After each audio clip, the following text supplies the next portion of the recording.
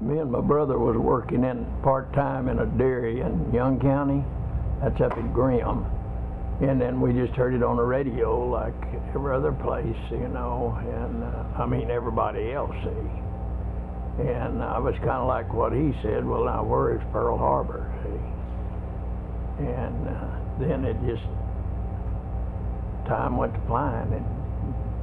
And I know I heard one remark at the feed store that some old timers sitting around about them Japs. They didn't have no army. They didn't have no equipment. And the United States could whip them in 90 days. Well, it took 4 years. And if we hadn't had the atomic bomb, we might not have whipped them in.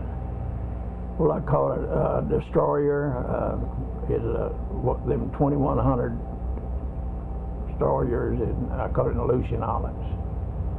I took my training in San Diego a whole 6 weeks.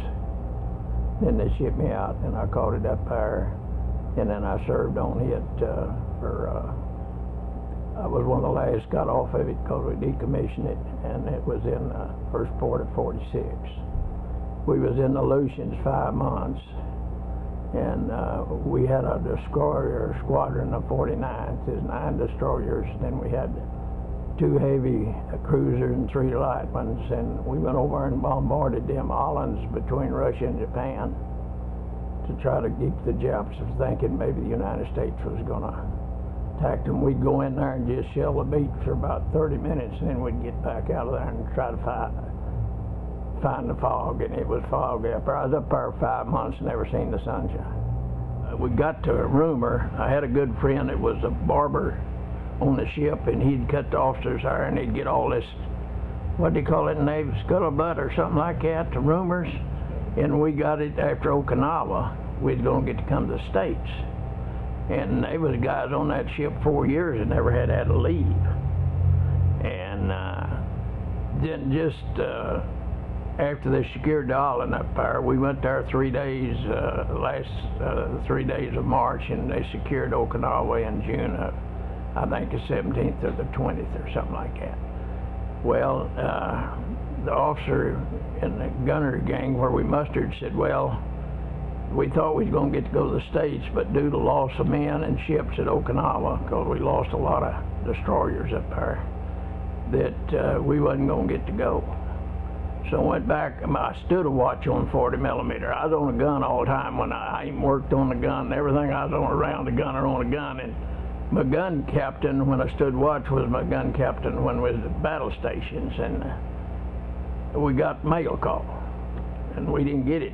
Sometimes it would maybe be 6 weeks because the mail would miss us and stuff. And we was sitting around reading the mail, and he come around and he said, oh, cheer up, Ship. Said, them officers may not know what they're talking about. Said, we might get to go to the States anytime. And as the old boy says, if I'm alive, I'm a-dying. I went up on the bridge. What we'd do, we'd stand these gun watches, and then you had to go stand a lookout. They had 4 guys on the bridge that looked out all the time, 24 hours a day. And so you'd have to stand your 30 minutes. And I went up there, well, here we get a signal from the flagship over there. And just as soon as that signal got it, he said, man, we just got the orders to go to the States. And we was on our way to the States in 3 days. Well, I don't know, I guess it bothers some people a lot more. The big deal that we was worried at Okinawa, there's many of us them started getting hit. We just wondered when it's going to be our turn, see, you know, when we're going to get hit, see. But you tried not to think about it. Of course, we was so busy all the time. We kept having them guns shooting all the time, and then when they'd have them raids, we'd have to man the battle stations. And every guy had a battle station, you had to run to that. And so, I don't know, I guess I was just the lucky ones. It didn't bother me that much, I guess. Maybe I wasn't smart enough to worry about it because I just felt that real lucky. But I'll tell you, when we pulled into Frisco Bay and they had that band playing, it sounded pretty good.